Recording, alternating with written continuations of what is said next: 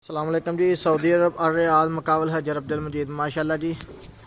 Checkout करो बादशाह काम वाले ने दिता है फिर नवा माशाल्लाह। हाँ भी चोरी अब्दुल्ला एन मूँह करके गल सुना मेरा बंदियां काम मिल गया माशाल्लाह फिर हैं आंदा भी पर वीडियो बाद बनावांगे। हाँ चोरी विकास लगन के रोजे माशाल्लाह को पहला मुकाओगे सोच लो मैं वीडियो इस वास्ते पहले दिन बना ली है। हाँ रमजान किनवे रमजान मुकाओगे? हाँ जूरी लो जी मुंडे आंदे ने 15वें रमजान मुक जाएगा पर मैनू नहीं लगता है मकान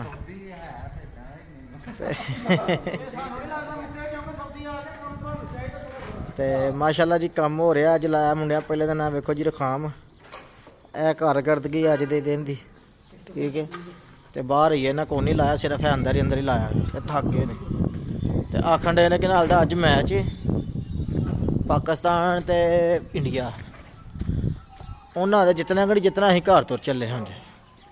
क्यों विकास मैं क्या मैच हो रहा जितना कि नहीं जितना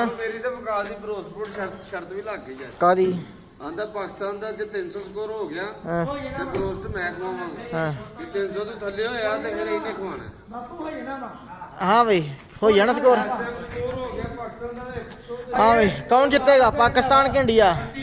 पाकिस्तान भाई लो जी पाकिस्तान जिता तो फिर तो मैनू आस उस कोई नहीं जो नहीं पाकिस्तानिया दे सही है। ते चलो अल्लाह पाक खैर करे चलो जीती जाए है हम साडा मुल्क है पर इन्हों करतूता जितने वाली कोई नहीं। हाँ जी तो जोड़ा चाहता जनाब पाकिस्तान जीतेगा वह भी कमेंट करे तो जोड़ा आंदा पाकिस्तान अज हारना वह भी कमेंट करे पता लगे पाकिस्तान जितान के हक च किन्ने ने तो किन्निया ये उम्मीद है कि नहीं जितना या किन्निया आस है कि पाकिस्तान जीतेगा अज। क्यों अब्दुल्ला? हाँ जी तो अब्दुल्ला ने वेखो नीरा नहर एक खलता बना खड़िया जे नीरी रेत सीमट डरते है नहीं पाते जिम्मे पाकिस्तान लिया पाना। हाँ अच्छा जी पहला नहीं पाना।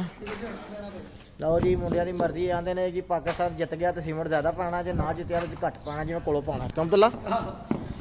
सही है तो अज वो भी दुआ करो 6-7 सेंट का पीस खलो जे वो परले वाले को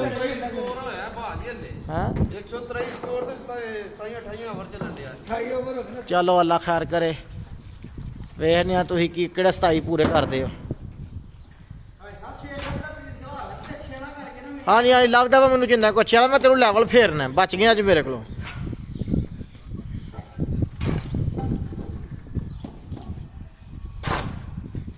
और चोरी अब्दुल्ला की सलाह है तेरी?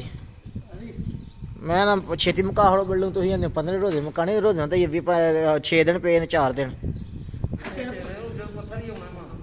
पत्थर आ जाना परसों सवेर की दिहाड़ी है उस फील्ड जावांगे उत्थे मुरम्मत हो जो जी उकेगा वो लिया खला खड़ा कर छड़ा। ओके जी वीडियो चंगी लगे लाइक करो कमेंट करो साड़ी वीडियो माशाल्लाह ए लाने नवा काम दिता फिर माशाल्लाह।